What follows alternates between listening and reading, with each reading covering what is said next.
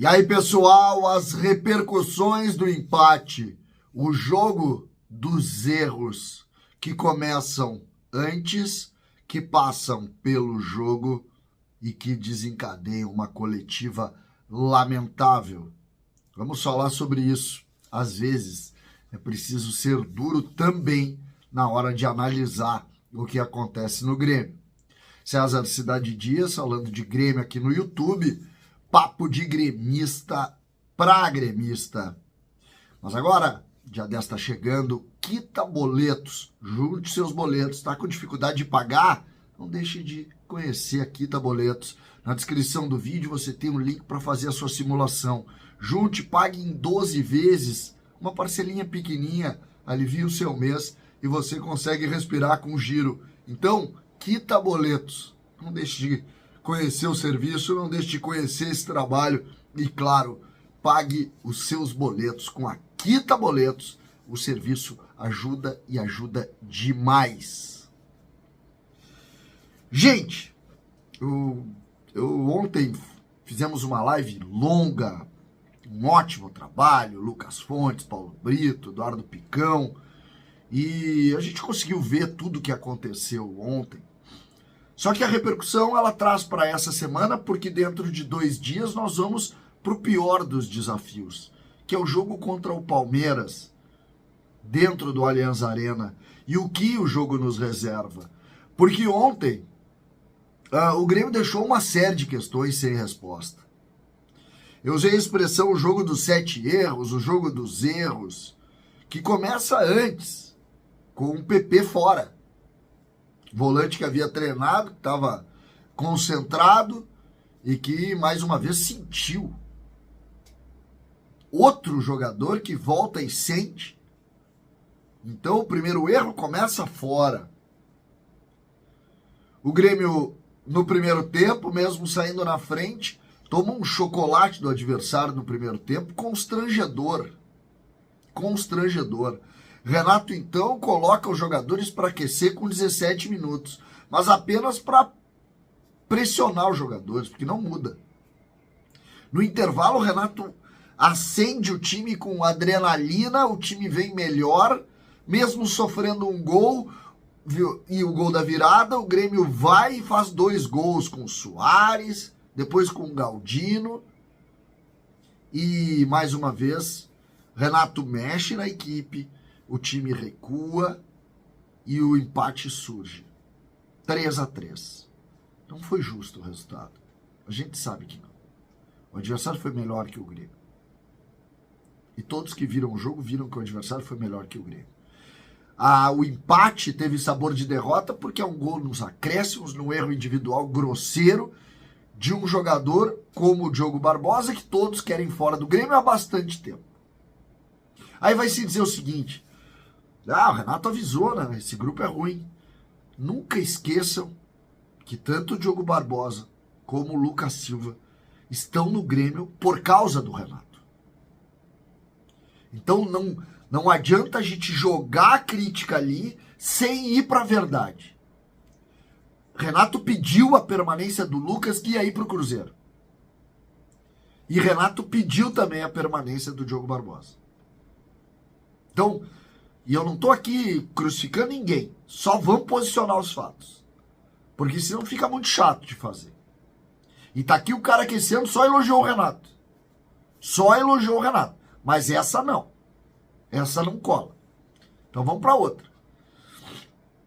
A gente vai então para a coletiva de imprensa. Os erros do campo, todo mundo viu. O Grêmio termina o jogo com Grando, Tomás Luciano, o Vini, Bruno Alves e Diogo Barbosa, Gustavo Martins na primeira função do meio. Por que não botou o Ronald? O Ronald é volante. Por que botou um zagueiro improvisado? O segundo volante era Bitelo àquela altura. Aí tu tinha Galdino, tu tinha Natan, não tem nenhuma capacidade de recomposição, joga é um Benítez 2.0, e Zinho, e lá na frente o André Henrique. Esse é o time que termina o jogo. E aí o Renato tem razão quando critica o grupo, mesmo que grande parte do grupo seja também jogadores que ele, de alguma forma, construiu, ou pedindo, ou colocando para jogar. Essa é a verdade. O Grêmio, então, vai para a coletiva. E na coletiva, podemos dizer que vimos um festival de horror. E o pior, jogando para a torcida e criticando de forma muito forte os dirigentes que até agora construíram. Se não contratar, não vamos ganhar.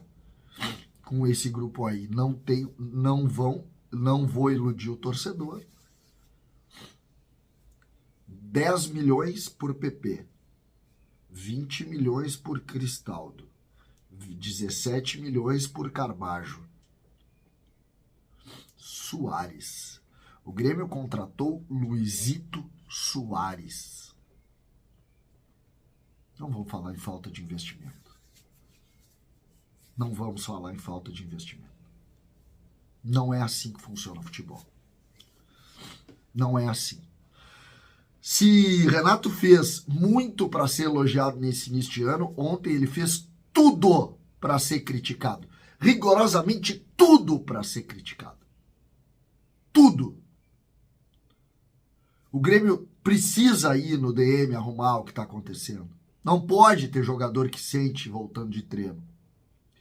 O Grêmio não pode criticar a falta de investimento. O Grêmio não pode preterir jogadores no meio colocando jogadores improvisados. Não pode. E o Grêmio não pode, depois de tudo que passou, entrar numa coletiva de imprensa e reclamar da falta de investimento. Não pode. As relações que o Grêmio tem hoje, que indicam pontos positivos, não podem perder para a instabilidade emocional quando o time não vai bem.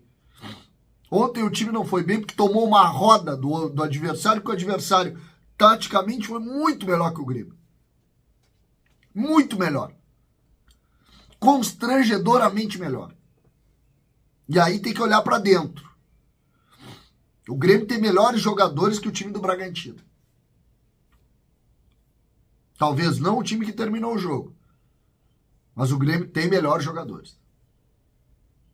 Agora veio o Palmeiras. O Grêmio poderia estar em terceiro lugar, quarto lugar. Veio o Palmeiras. Um jogo horroroso para o Grêmio. Duríssimo para o Grêmio. Mas um jogo que nós temos que lutar. E nós temos que achar forças. Que time do Grêmio estará em campo contra o Palmeiras? O Grêmio saiu cansado do jogo ontem. Sentiu fisicamente. Os últimos minutos foi de um Grêmio dentro da sua área. Como que nós vamos fazer? Tem muito o que falar, né? Nós vamos falar ainda muito sobre isso. Estou gravando esse vídeo no início da manhã e tem muita coisa para a gente conversar ainda hoje. César Cidade Dias falando de Grêmio aqui no YouTube.